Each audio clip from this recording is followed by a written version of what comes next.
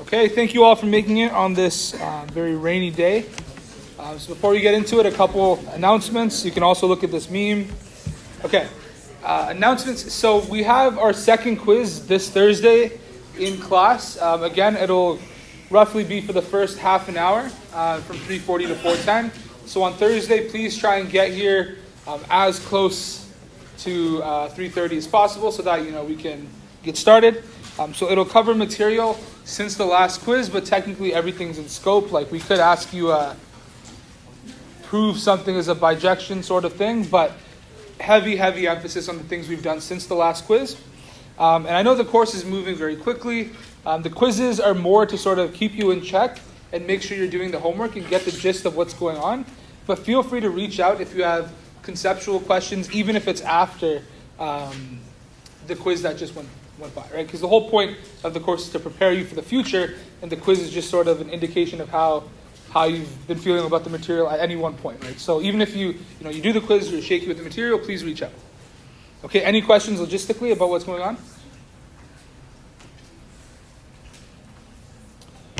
Okay, so as you recall, last class we talked about proofs by induction, and we use proofs by induction to prove properties to hold true for all natural numbers, or all subset of natural numbers. There's like some subset of the natural numbers. So for example, all natural numbers greater than or equal to 3, for example. Okay, so the first step is always the base case. So we want to establish that the statement holds true when n is equal to 0, or n is equal to 1, or whatever the base case is in the question, right? Again, as I mentioned before, depending on the question, the base case may be different.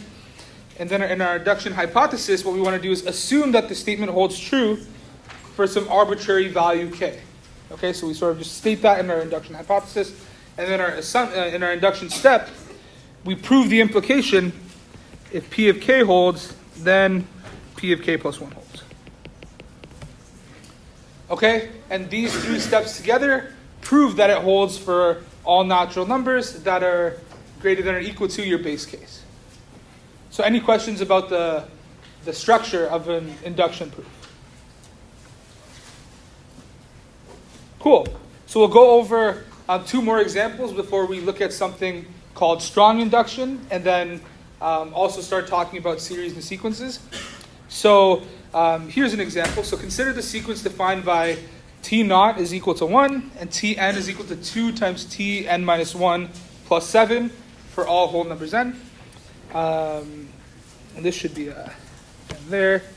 And what we want to do is prove using induction on n that t sub n is upper bounded by 2 to the exponent n plus 3 minus 7.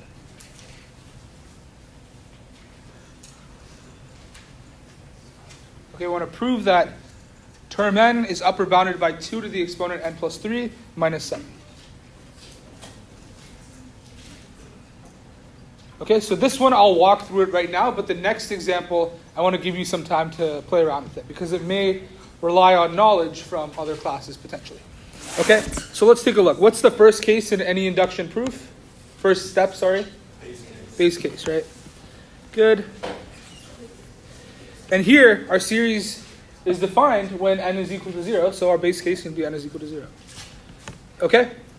And so let's look at the left side and the right side. Well, our left side is just t sub 0, which is 1, right? And our right side is 2 to the exponent 0 plus 3 minus 7, which is 8 minus 7, which is 1. Is 1 less than or equal to 1? Yeah, sounds like it. So therefore, the base case holds. Does that sound okay? Then we have our induction hypothesis.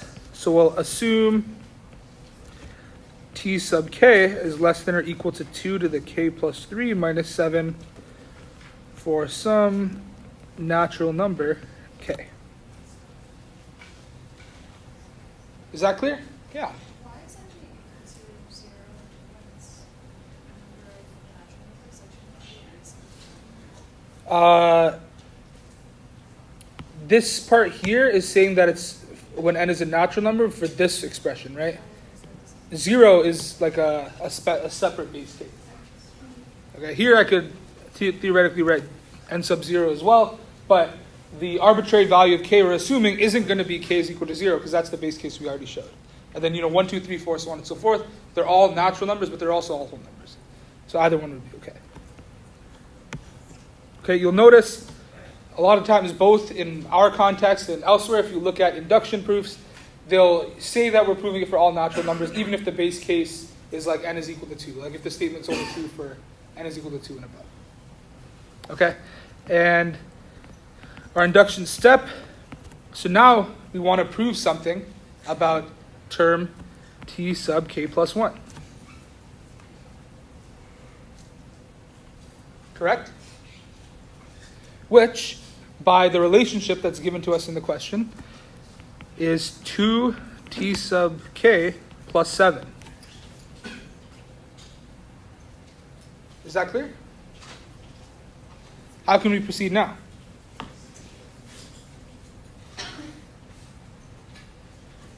Yeah. Because that's the relationship that defines the sequence here.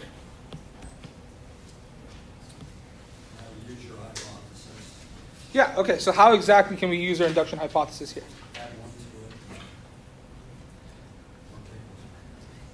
Not quite. So that isn't really a sum. A lot of the examples we looked at before involve sums. There's no sum here. But we want to somehow use our induction hypothesis here. How can we do that? Yeah. Substitute t of k in the induction set for the induction hypothesis. Cool. So I can say this is less than or equal to the same thing if I plug in the induction hypothesis, which is 2 to the k plus 3 minus 7 plus 7. Okay? And so this is by induction hypothesis. And now let's do some simplification. Okay, notice I'm going to write an equal here because the less than or equal to sign says that this expression is less than or equal to this. Whatever is going to come here will be equal to what's here. So notice that distinction. But overall, the left-hand side of this expression will be less than or equal to the right-hand side of this expression. Okay, so how can I simplify this? Well, I multiply 2 times 2 to the k plus 3. Well, that gives me 2 to the k plus 4. Right? And then 2 times negative 7 gives me negative 14 plus 7, which gives me 2 to the k plus 4 minus 7. So what this showed was that t sub k plus 1 is less than or equal to 2 to the k plus 4 minus 7, which is exactly what we wanted to show. We started off by assuming that the statement holds true when n is equal to k, and we showed that if that's true, it's true when n is equal to k plus 1. Okay, so what I can say is therefore induction holds. So any questions with the structure of this proof?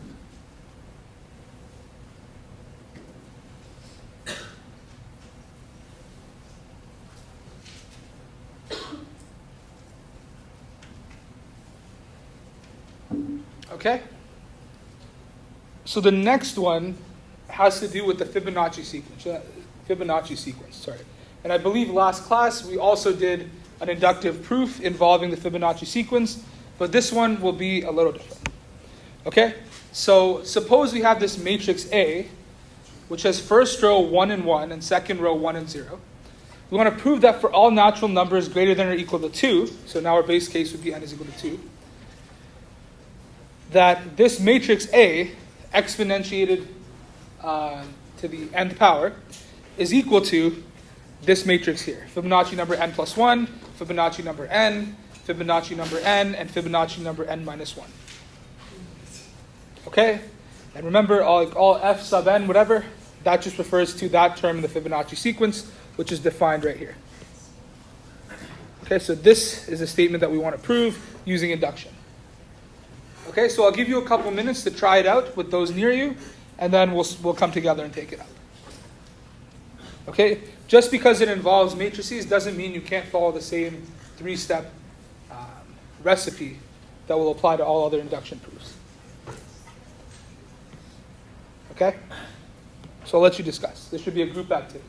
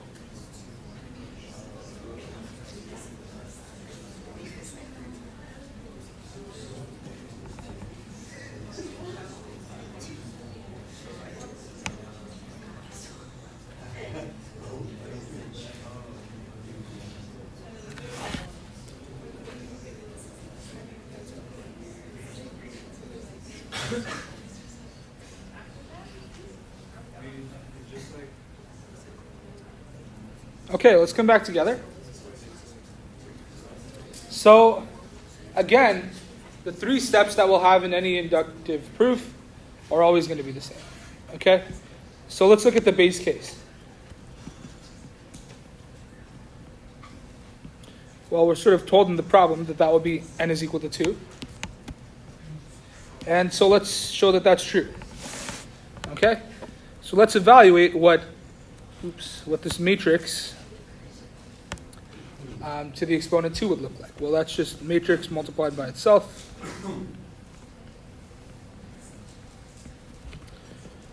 Okay, what will the upper left number be? Well, it's 1 times 1 plus 1 times 1. That looks like 2. Now we have 1 times 1 plus 1 times 0. That's 1. These are symmetric. And the last term will be 1 times 1 plus 0 times 0. That's 1. Does this hold true? Well, let's see. Here, since n is equal to 2, we have terms involving f3, f2, and f1. Well, what's f3? It's 1 plus 1, which is 2. What's f2? By definition, f1 and f2 are both 1. Does this seem like it's right? Well, we have the structure f3, f2, f2, f1. Looks right to me. So we can say, therefore, the base case holds. Okay? What's our induction hypothesis? Well, we'll assume that our matrix raised to the k satisfies this relationship. And now we want to show the induction step holds true. Okay, so now we want to look at 1, 1, 1, 0 to the k plus 1. Is that clear? And you notice from last class, whenever we have something to the exponent k plus 1, we'll probably break it up into something to the exponent k times something to the exponent 1. And the part with the exponent k, we can use our induction hypothesis on it, right? So I can write this as 1, 1, 1, 0 to the k times 1, 1, 1, 0. Right? Now here, I can apply, that makes it a little messy, I can apply the induction hypothesis, right? Which can give me fk plus 1, fk, fk, fk minus 1. I multiply that by 1, 1, 1, 0. And what does that give me? Well, now, the upper left element will be f sub k plus 1 plus f sub k, right? fk plus 1 plus fk. But, knowing what we know about the Fibonacci sequence, what can I rewrite this as?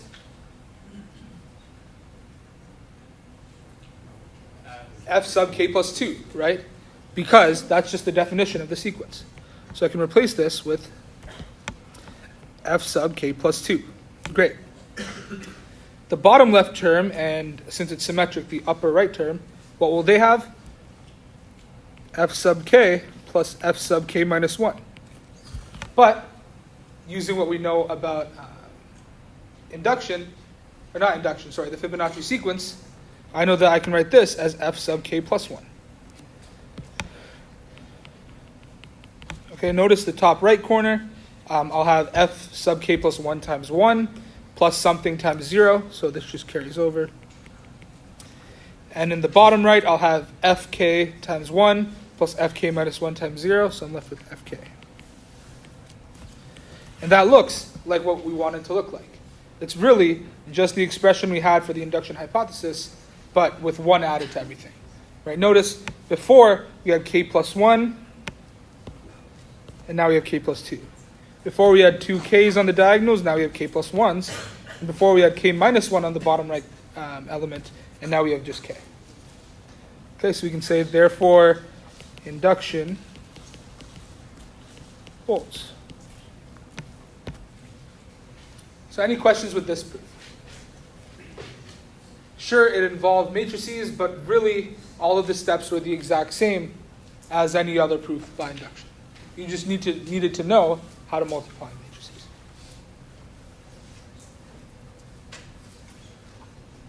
Any questions with this?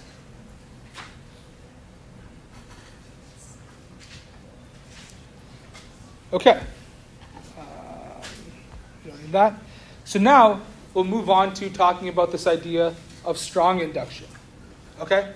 So far in our induction hypotheses, we've assumed that P of k holds true. So we're assuming that the statement holds true for some arbitrary value k, where k is a natural number.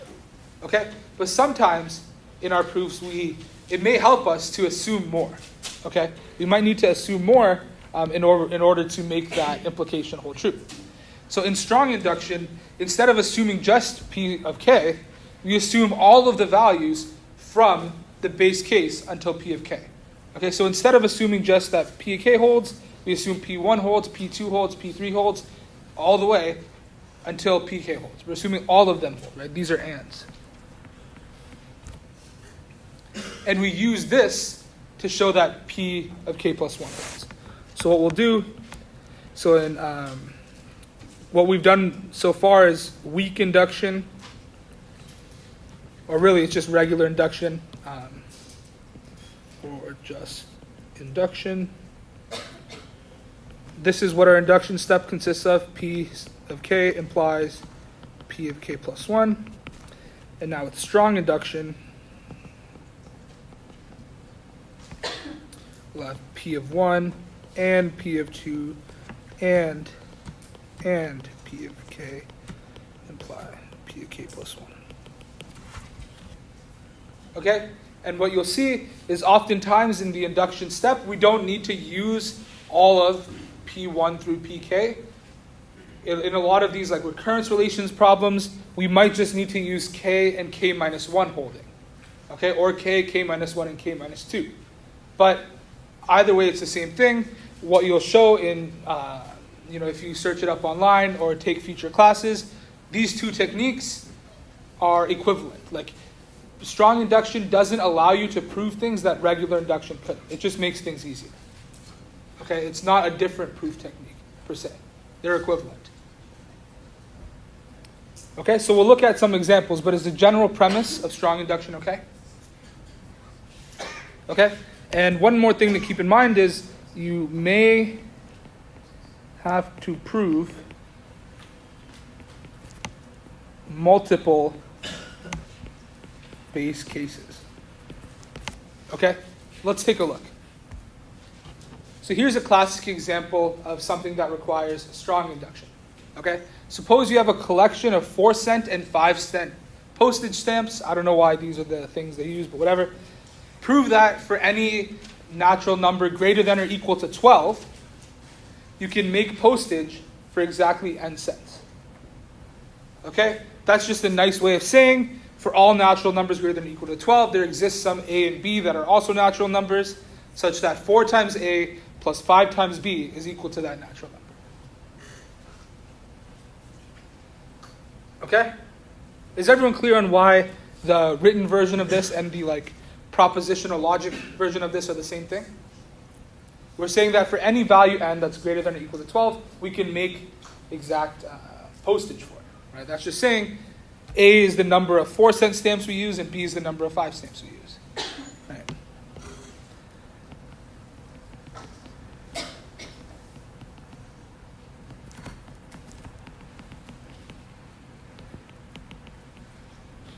Cool.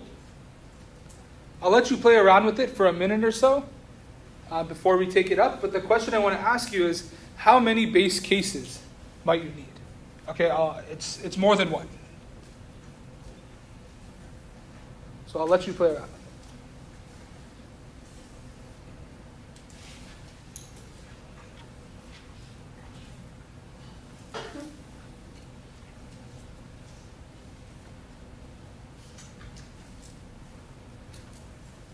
Discuss amongst your peers.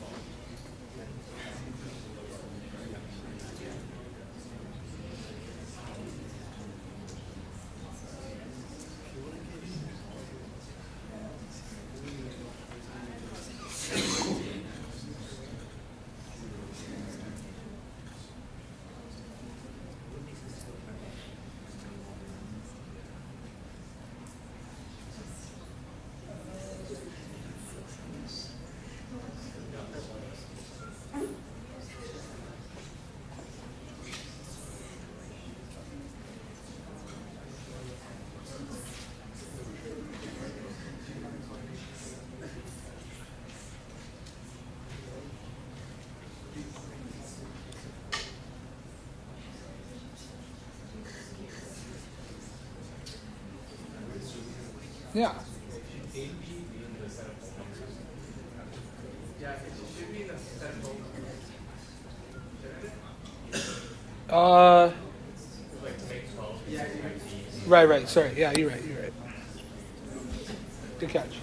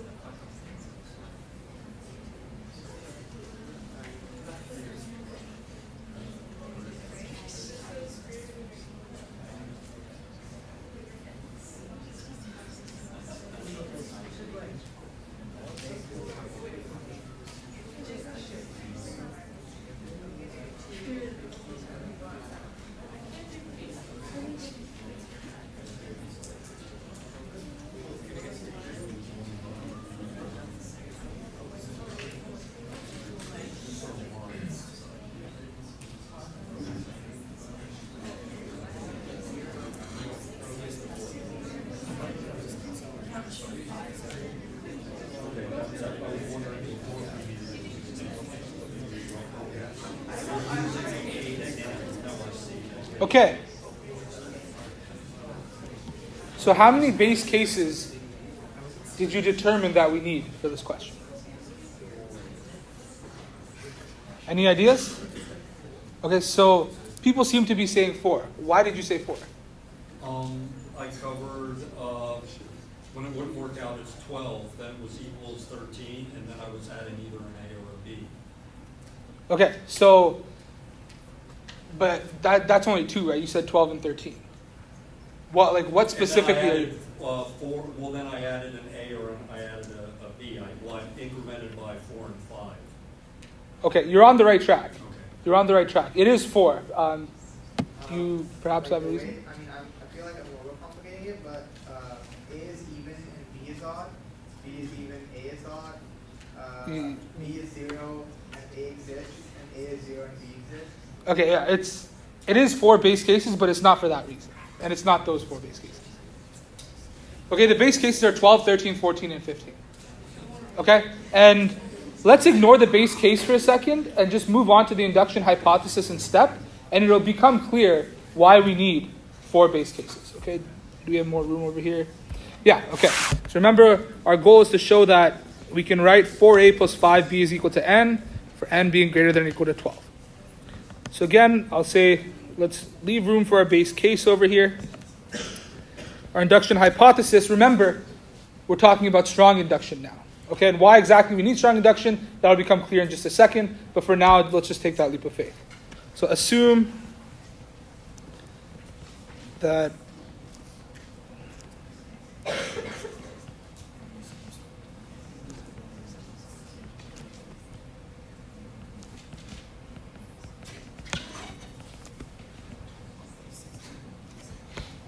okay, so our induction hypothesis is assuming that the statement holds true for n is equal to k.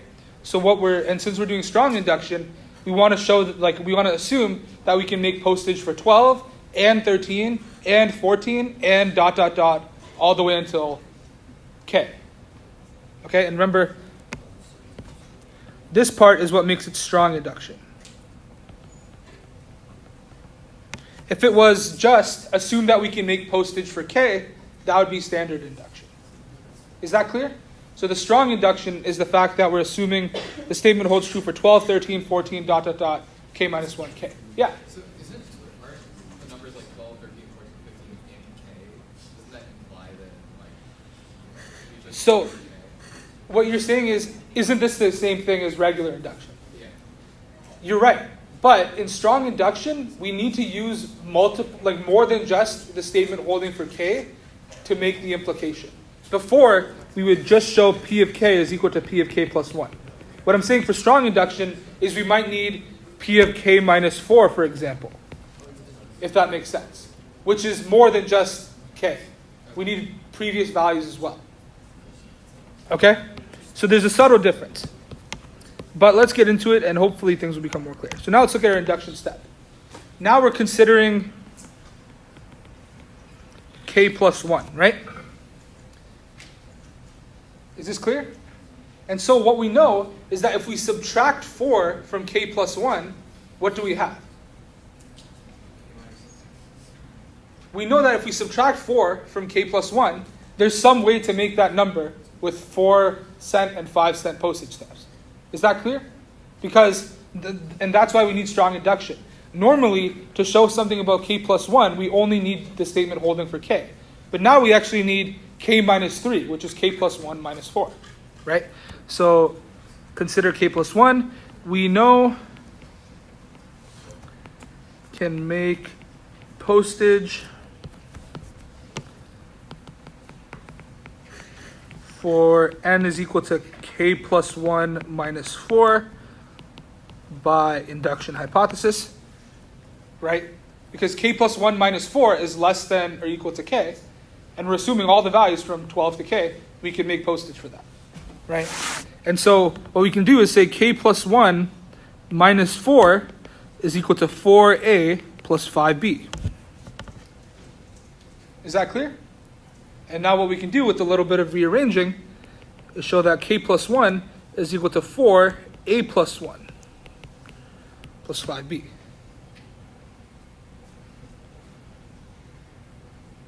Is that clear? So therefore, if we can make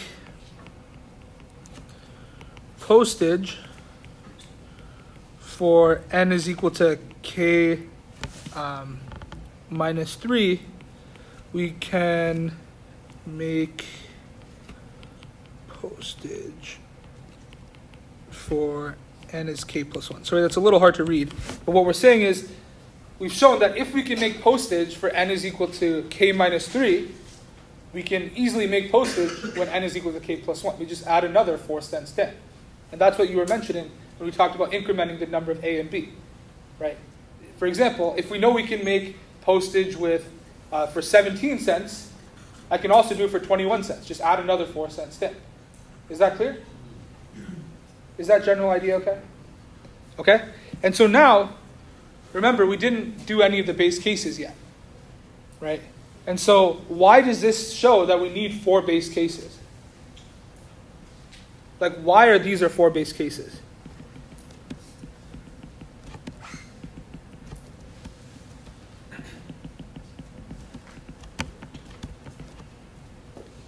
Yeah. For all the n's that are greater than or equal to 12, you can just add a multiple 4 to one of these to arrive at them. Yeah, you're on the right track. We're assuming here that we can subtract 4 from k plus 1, right? But what if, for example, n is 16? We need it proved for n is equal to 12. Like, that's our base case in that case. What if, for example, n is 17? We're subtracting 4, then we'd have n is equal to 13. But that needs to be proved in order for that to work. Is that clear? And we do so for n is equal to 14 and 15 as well, because what if n plus 1 is, or like what if the statement we're trying to prove is for n is equal to 18? We subtract 4, we'll get to 14, and we need that statement to hold true as well. Similarly, for 19, we need to subtract 4 and get to 15. So we need all 4 of those to hold. If n is any number that's greater than or equal to, or like greater than 19, then we will have already shown it to be true when you subtract 4. We had a couple questions. So back here, then here, then here. Yeah? So could we have also done this with by subtracting 5 and then doing 12, 13, 14, 15, 16? Yeah, that would have been equivalent. So instead we could do n is 12, 13, 14, 15, or 16, and then instead increment the number of 5s we do. Yeah. There's another question over here? Same question. Okay. For like similar to the previous question, but like can't we just use like 12 and 13 and then have like, for example, if it's 18 rather than like subtracting 4, we just subtract 5 and get to like 13, which we already know. So like basically we're choosing like between 4 and 5 depending on what we know previously. So you're saying, what if we just show it to be true for 12 and 13? Right. And like if we had 80, for example, 18, okay. we would like if it was your example, Yeah. subtract 4 from it and we need 40, right? Yeah. But like what if we just needed like we subtracted 5 and we just need 30? What if we had 14? What would we do in that case? Like, there would just be a lot more casework in your example. Like, this makes it super general. If we know it holds for box, We can easily show that it holds for box plus 4. We just add another 4-cent stamp. And we're just showing the 4 base cases that we need in order for this to propagate for all values of n. Is that general idea okay? Yeah. Is it wrong to have like extra base cases? No. All you really need to show, like, even in regular induction, you can show 10 base cases if you want. All that you really need to get the like chain of dominoes started, and we'll look at that example, like analogy, in just a second, is that first one. So there's nothing wrong about having multiple base cases. Might be unnecessary, but it's not wrong. Yeah. I guess I'm so confused about how we use the induction step since it equals k plus 1 minus 4. Yeah. Okay, so what we're saying is we want to show that we can write k plus 1 as 4 times some whole number plus 5 times some other whole number. We're saying with strong induction, we know that we can write k minus 3 as 4 times something plus 5 times something, right? I can write it here. By strong induction, can say k minus 3 is 4 times box plus 5 times triangle. Okay? Why is it k minus 3? Because now if I add 4 to that, I can say it's 4 box plus 1 plus 5 triangle. And that's why we needed strong induction. With normal induction, I can only assume things about k. But with strong induction, it allows me to assume things about any value from the base case until k. And that's why we needed those, like, the ability to use strong induction.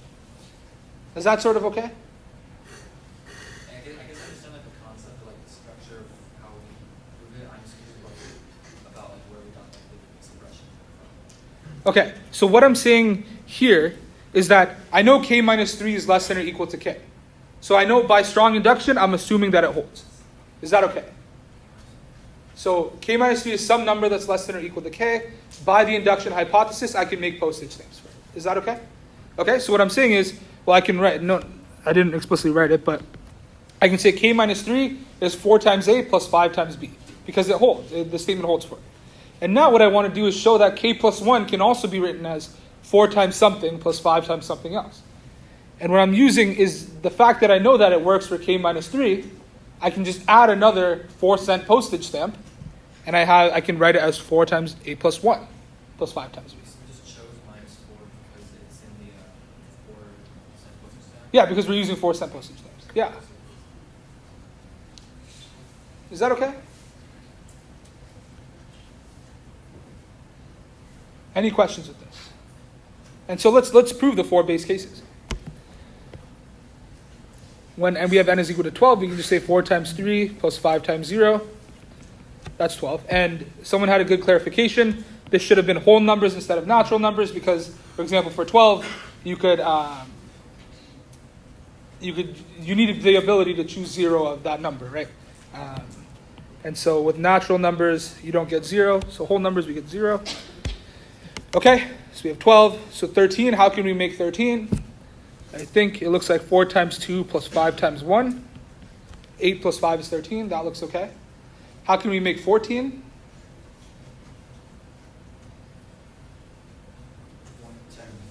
10 and 4. Cool. So we have 4 times 1 plus 5 times 2. That looks good. And 15, 4 times 0 plus 5 times 3.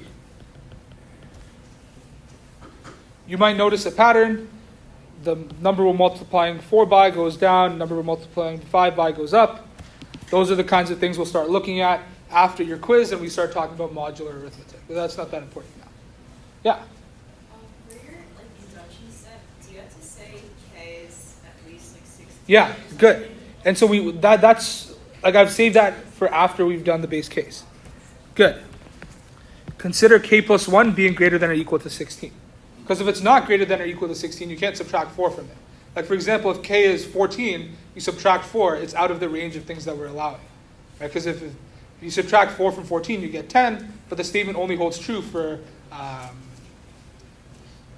numbers that are greater than or equal to 12. So you have to say k plus 1 is greater than or equal to 16. So we've shown our 4 base cases, and every other number essentially reduces to adding some number of 4% postage stamps to each of these 4 base cases. Is that clear? So any questions with this? Why we had to do 4 base cases, how we came up with the 4 base cases, what the induction step was. Okay, and there are lots of variants of this problem, using like 3 cent and 7 cent, for example. One question you may be faced is, what's the smallest number such that this is true? Like, by that I mean, what's the 12 when we have 3 cents and 7 cents? Like, what's the threshold at which after that number I can make postage for everything? Interesting questions you might want to ponder. Okay, so that's an example of doing a question by strong induction. We're assuming more than just the statement holding for P of K. We're assuming it holds from everything from the base case till K. Even though we only really used the statement holding for P of K minus 3, right? We didn't use everything, we just used K minus 3. So this is a little redundant, it's a little extra, but it's fine. Okay? And so this chart might summarize the differences between strong induction and typical induction that we've seen. Okay? So we have our base case. We prove the statement holds for P of 1 or whatever other base cases we need. We just saw that you potentially might need multiple base cases. In our induction hypothesis, that's where the big difference is. In the induction hypothesis for regular induction, we just assume P of K. In strong induction, we assume P of 1 through P of K, all of them being true. And in the induction step, we just show that the induction hypothesis implies that the statement holds for P of K plus 1. Okay, and what you want to do is think about these in terms of knocking down dominoes. Okay, the regular induction that we've seen before just says if domino K falls, then domino K plus 1 falls. Well, that makes sense, right? If you have a bunch of dominoes in a line, you knock one down, the one next to it will fall. What strong induction says is if all of the dominoes from 1 through K fall, then K plus 1 will also fall. Well, those are really saying the same thing, okay? And as I mentioned before, in future classes, you might see like a more formal proof as to why weak induction and strong induction are both the same proof technique, okay? And like, you don't need to do anything extra to assume this new set of information. So any questions about the premise behind weak induction versus strong induction?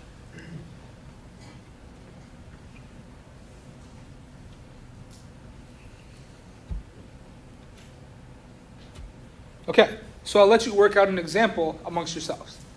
Okay, so our sequence is defined by A1 is 1, A2 is 8, and A sub n is an minus 1 plus 2an minus 2 when n is greater than or equal to 3.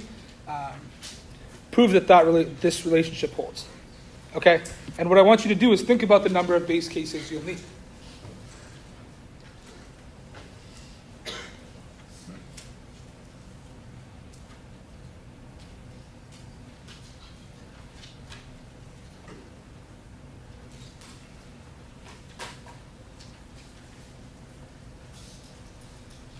So discuss amongst yourselves for a few minutes and then we'll take this out.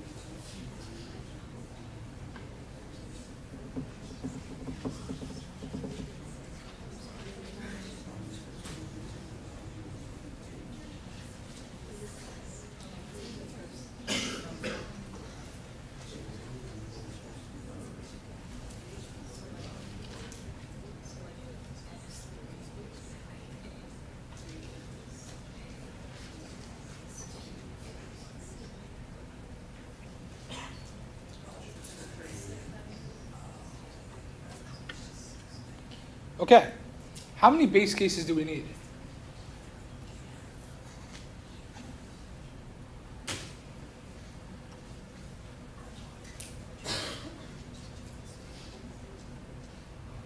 How many base cases do we need?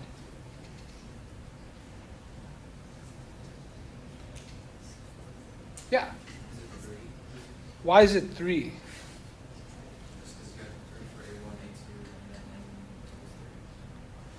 and then Close. Yeah, Is it 2? it's 2. Why is it 2? Because we can find 3 numbers by using n equals 1 and n equals 2. Yeah. So when we do the recurrence relation, we'll assume, like for example, if we want to prove that it's true when n is equal to 3, you'll need to assume that it's true for n is equal to 1 and n is equal to 2. So you need the n is equal to 1 case and n is equal to 2 case to hold by default. Okay? So the base case will need to show it's true when n is 1 and when n is 2. Okay? And in a lot of these like Fibonacci-esque questions, when you're adding, when it's recursively defined, oftentimes you'll have to have multiple base cases. But you may say, last class we also did we did something that looked like this. The sum of the first n Fibonacci numbers was Fibonacci number n plus 2 minus 1. In that case, we didn't need multiple base cases because our relationship involved the sum, not the terms themselves. Okay, we only used the relationship like arbitrarily, if that makes sense. Like we just used this general form. So there we didn't need to show multiple base cases. But here, for example, if we want to find the identity for a sub 3, you'll need to directly assume a sub 1 and a sub 2. So we need 2 base cases here. Okay, well, is this true when n is equal to 1? Let's find out. What this is claiming is that we would have a sub 1 is 3 times 2 to the 0 plus 2 times negative 1 to the 1. Well, what does that evaluate to? It looks like 3 minus 2, which is 1. That's what's defined. So the base case holds for n is equal to 1. And when n is equal to 2, a sub 2 is 3 times 2 to the 2 minus 1 plus 2 times negative 1 squared. Well, that looks like 3 times 2 plus 2. Right, because negative 1 squared is just 1. That gives us 8. So our first 2 base cases. Yeah? Base case be 3 or a 4? Because if n is greater than or equals to 3. It's saying this is how you define the sequence when n is greater than or equal to 3. But the sequence is defined for any n. That's natural. Good clarification. And so now our induction hypothesis, yeah. So is there any way to tell if we have too many or too few base cases? Like if you're doing too much work just in the base case. Yeah, let's say like for instance, like 3 base cases, how do we tell that? Because you'll see in your induction step, you'll need to assume the statement is true. The entire statement is true for both the preceding value and the value before that, right? You'll see in our induction step, we'll assume that the statement's true. Like to show that it's true for k plus 1, we'll need p of k and we'll need p of k minus 1, which means we need 2 base cases, right?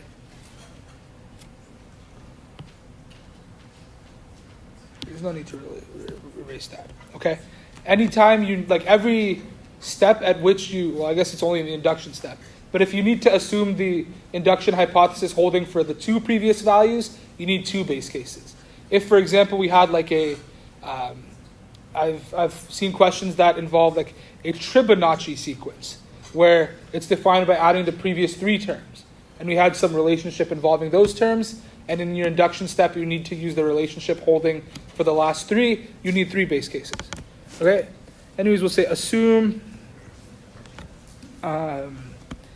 a sub I is equal to 3 times 2 to the I minus 1 plus 2 negative 1 to the I for I is equal 1 through k. Is that clear? So I'm not just stating that it holds true for when n is equal to k. I'm saying it's true when n is equal anything between 1 and k inclusive. And that's the strong induction part.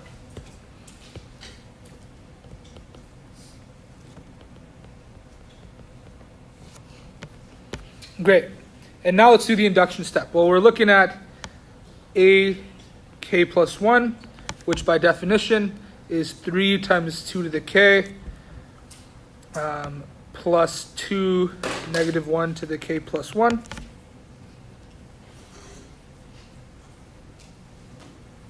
Is that clear? Okay, well, how do we proceed? Any ideas? Oops, sorry. What we really want to look at is this.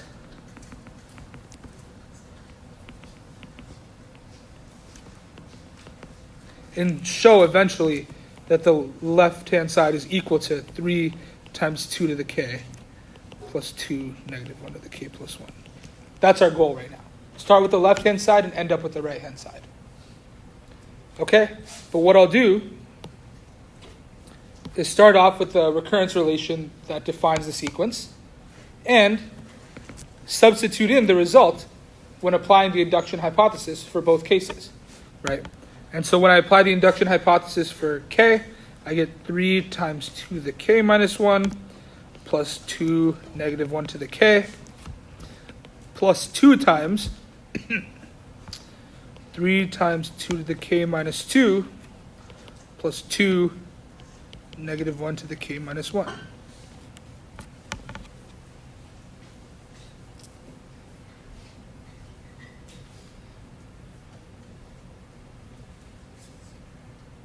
Is that clear? Yeah. For the induction hypothesis, could you have just said for all I and F? Not quite, because we're assuming that it holds up until some value k. And then we're using that it holds from 1 through k to show that it holds for k plus 1. We're, like in the induction hypothesis, we're not assuming that it holds for all natural numbers. We're just saying that it holds up until some value k, and we're using that to prove that it holds for some k plus 1. Good. Is what I've done so far clear? I'm using the definition of the recurrence relation, plugging in what I got from the induction hypothesis. So by induction hypothesis, right, this corresponds to this term, and this corresponds to 2 times that. Is that clear? Okay? And now I just need to do some simplification and arithmetic now. So any ideas on how I could proceed here?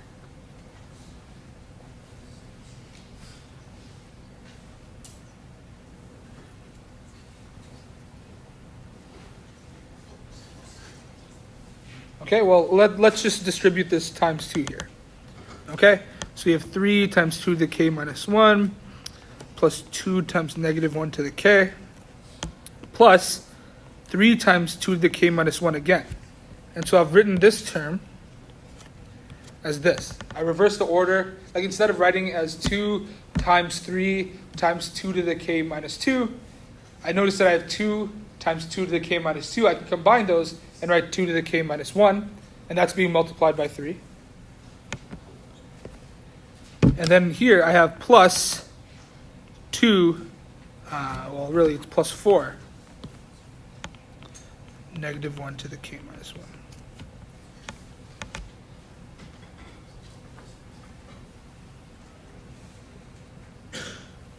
Okay?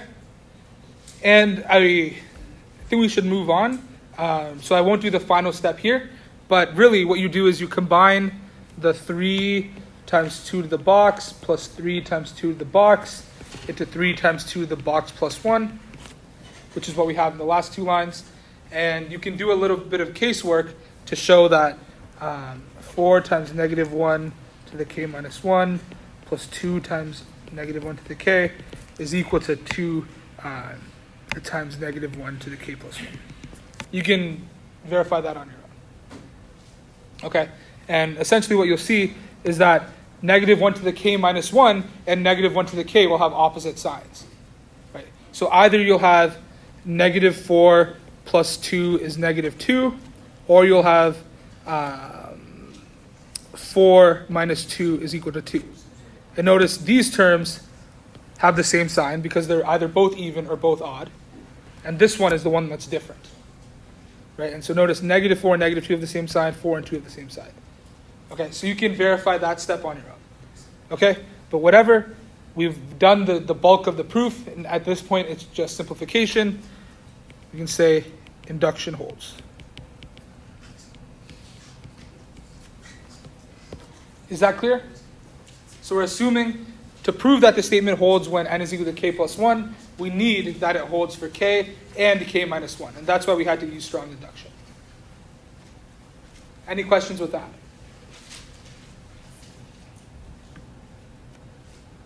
Great. So now, as I mentioned before, I want to show a couple examples of different proofs by induction, and they'll prove things that seem very irrational. Okay, and the flaw in the proof may not be evident immediately. Sounds good? Okay. So the example we'll start off with is prove that all people on Earth are the same age. Okay? And we know that this is not true, so there has to be some flaw somewhere, right? So the base case, and so essentially what we're doing is proving by induction, like if we have n people, they're all the same age, right? So i.e., we're saying in any group of n people,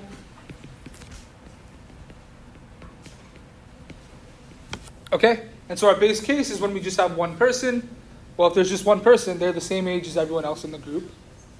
Seems legit. Okay. Induction hypothesis, we want to assume that in any group of k people, they're all the same age. Okay?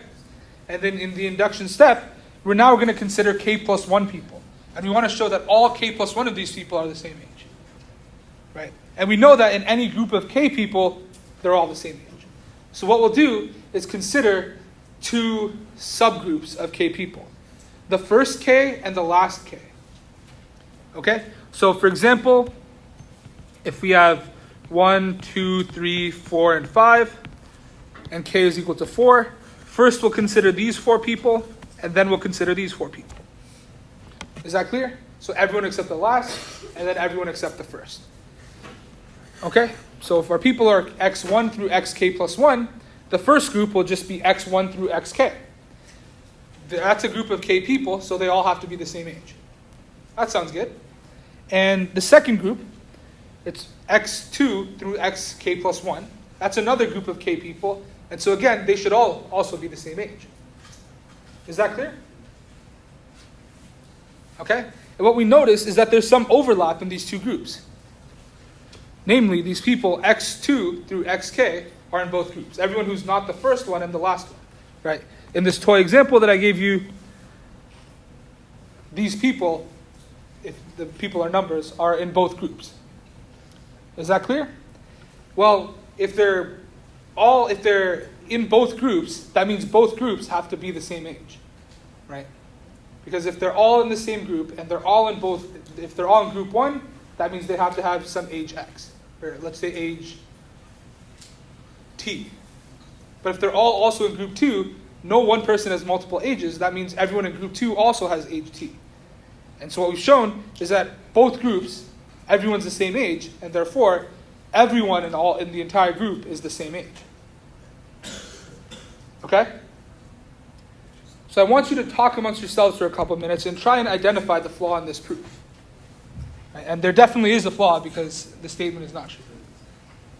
So try and identify it.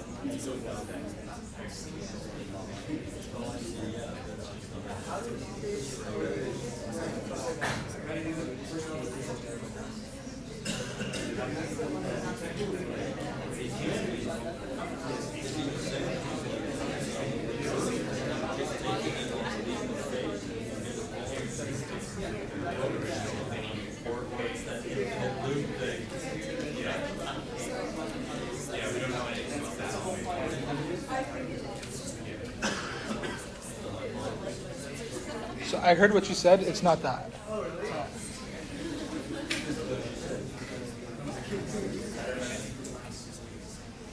Okay, why don't we come together? Okay, so before revealing the flaw in the solution, or like pseudo solution, I guess, I want to hear some ideas. So what did people think is the flaw with this proof? Yeah. When you said that like people have students who experience like proofs, it seems that you've proven like if you take like n equals 2, then there's no then you're just like considering a proof of k plus 1 people. So like if you separate it 1 and 2, then you're considering everyone without the second person, everyone without the first person. So there's no overlap. Good. And so that's where the flaw is. Okay? We're assuming that these two groups of everyone except the last person and everyone except the first person have some overlap. Right? We're assuming that there's people that are in both groups. But what if you look at the n is equal to 2 case? Everyone except the last person is just person 1, and everyone except the first person is just person 2. There's no overlap there. Is that clear? Right? And so when we're doing induction, we prove that the implication pk implies pk plus 1 for any arbitrary k. But we used an argument that doesn't hold for p2, right? Our whole argument revolved around the fact that these middle people, the ones that are overlap, like that are in both the first group and second group that we created, we assume that they exist, right? But when we look at just two people, they don't exist, right? There's nobody who's, like if we have just person 1 and person 2, there's nobody that's in both groups.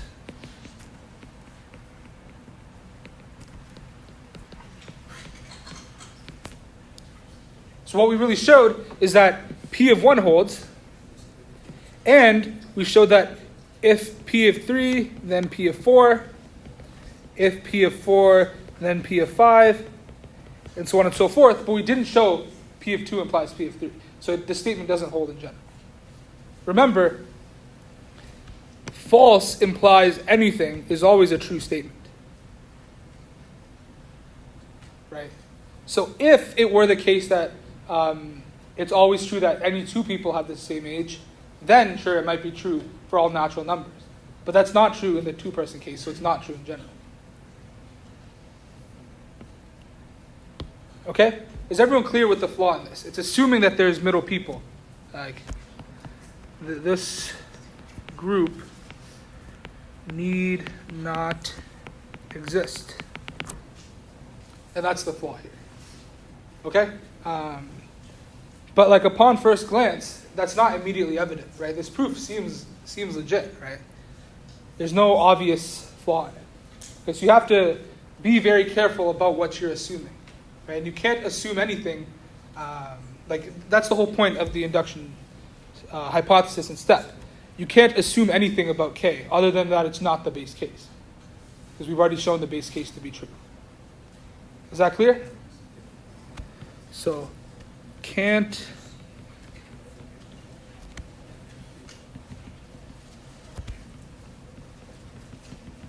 we can't assume anything about K, but in this implementation we assume K is at least 3. Sounds good? Cool. Let's look at another example. Okay? So we want to prove that 10 times any whole number is equal to 0.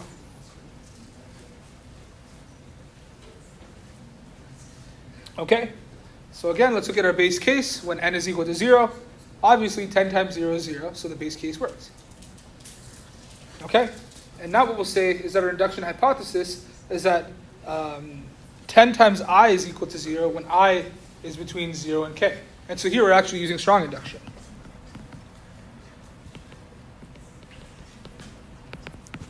Right. Here, in this previous one, we didn't use strong induction, but here we are. Okay? We're saying that 10 times I is 0 for any whole number I that's between 0 and k inclusive. And now what we want to do is show that p of 0 and p of 1 and p of 2 and p of k implies p of k plus 1. Okay? So essentially what we want to do is prove that 10 times k plus 1 is equal to 0. Okay? So again, I'll give you a couple minutes. Try and figure out the flaw in this proof.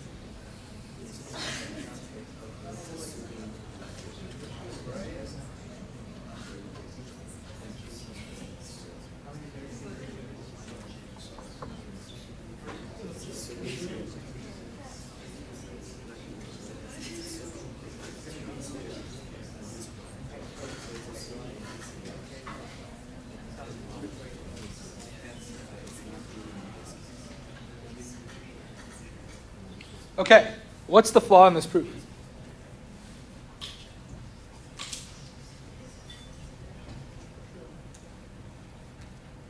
Yeah. Even though we said 0 is less than or equal to I, but 0 can't be equal to I because, like, when we say k plus 1 equals I plus j, j is k and I is b. Close. It has to do with this statement here. First, let's just try some values and just convince ourselves that this works. Okay? If k is 1, we can write 2 plus 0. Okay? And, they have to be less than or equal to k. So suppose k is equal to 1, we can say 1 plus 1. Okay? Suppose k is equal to 2, we can say, 1 plus 2, for example. K is equal to 3, we can say, we can say 1 plus 3, for example. Okay? So for any value of k, it's not that hard to find two values, or like even for k is equal to 3, we could also say 2 plus 2.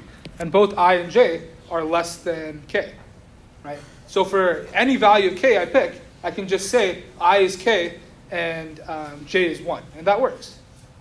Except there's one value where that doesn't work. Can you think of a k where this doesn't work? 0, right? How can I write I plus j, where I and j are both 0, but the sum is equal to 1, right? Doesn't work.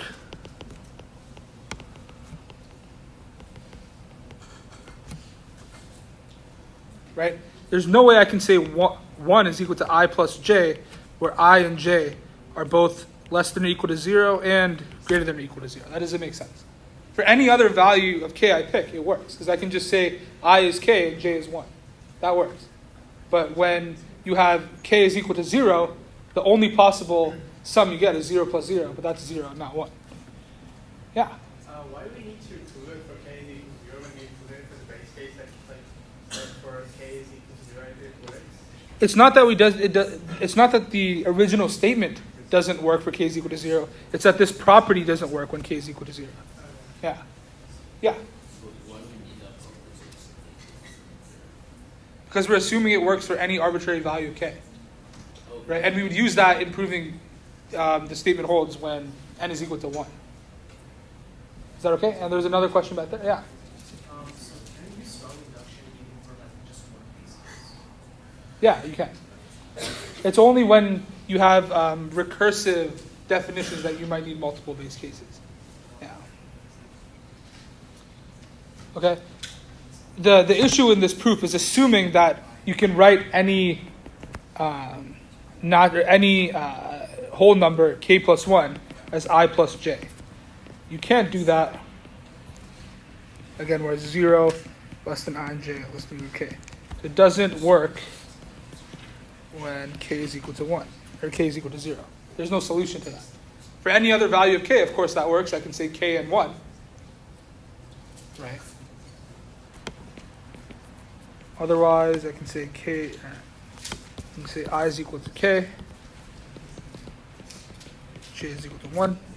But when you have the case k is equal to 0, this doesn't work. Is that clear? So it's that assumption that I could take my larger number and break it down into two smaller numbers that didn't hold here. Okay, even though for any value of k other than 0, this thing in the box works. But that domino isn't going to fall, if that makes sense, right? The statement does not hold true when p is equal to 1, or when n is equal to 1, so the rest of the dominoes are not going to fall. Is that clear? Again, what we did was we showed that p of, p of 2 implies p of 3, implies p of 4, implies so on and so forth. But if p of 1 is not true, this entire thing is not true. Right? The implication itself might be true, but in induction, we're proving the statement holds for values of n individually. So just because the implication is true doesn't mean the individual propositions themselves are true. Is that clear? And so, you want just because implication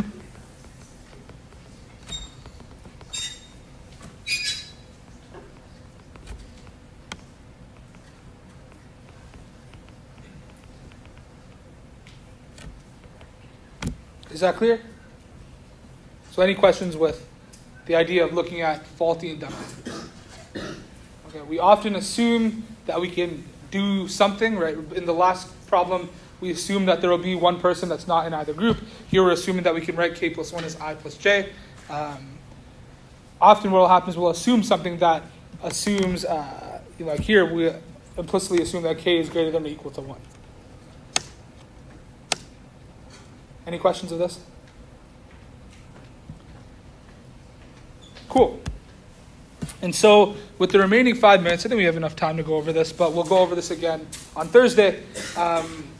This corresponds to section 2.3 in the online textbook. I highly recommend you look at that, like maybe skim through it before class on Thursday.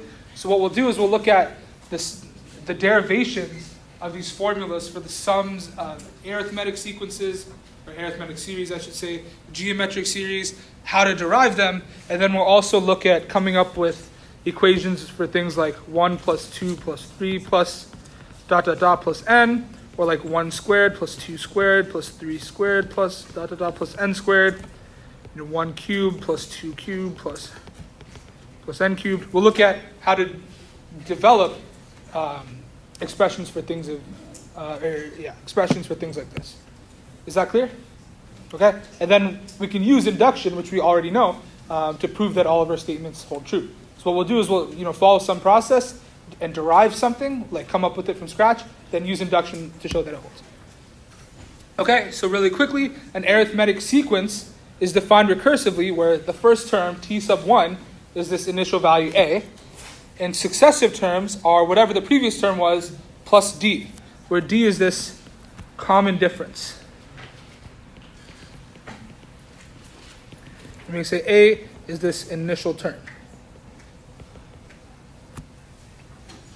Okay, so for example, 3, 10, 17, 24, 31, 38 is an arithmetic sequence with initial term 3 and common difference 7. Well, why is that? Well, it's because I can just add 7 to term n minus 1 to get term n.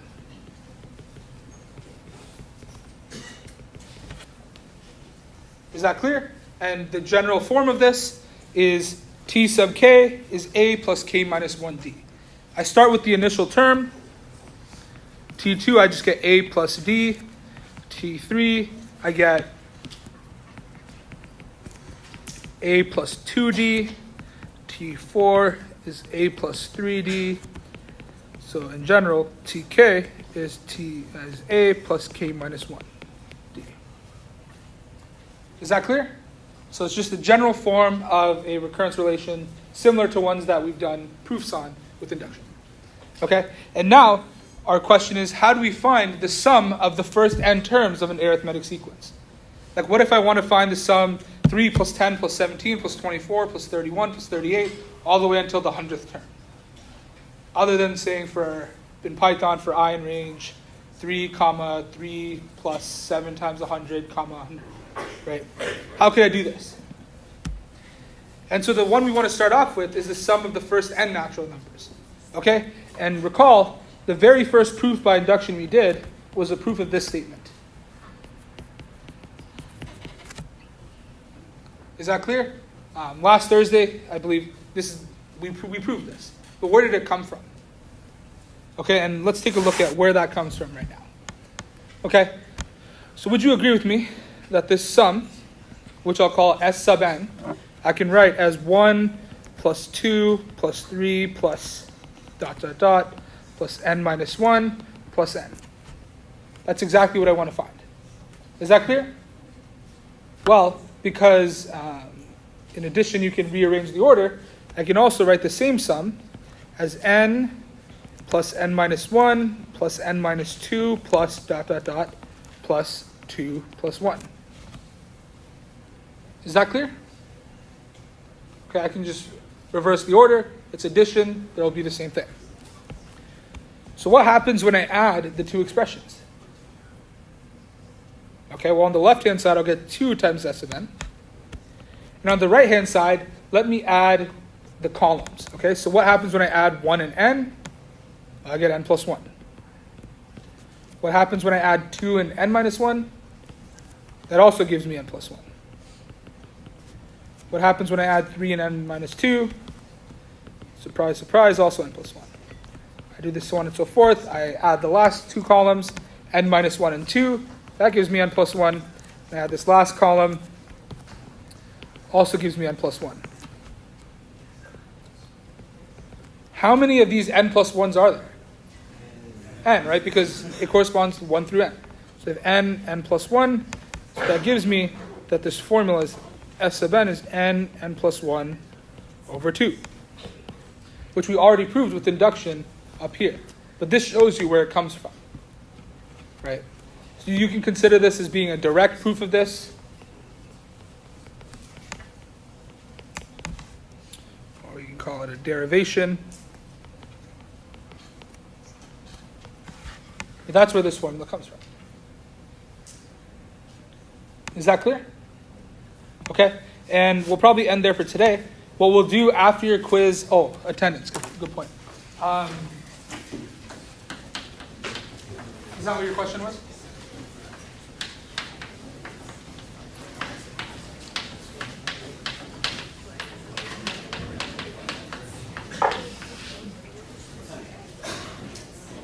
Okay, just another reminder with the quiz link. What we'll do next class, after your quiz, which will end probably around 4:15, we'll continue where we left off here, find the sum for an arbitrary arithmetic sequence, do the same for geometric sequences in series, and then look at what's called a telescoping sum, which will give us ways to prove things of this form pretty efficiently. Yeah? Will this arithmetic sequence stuff be on the quiz? No. Good point. Whatever's on the quiz is everything up until the series and sequences slide.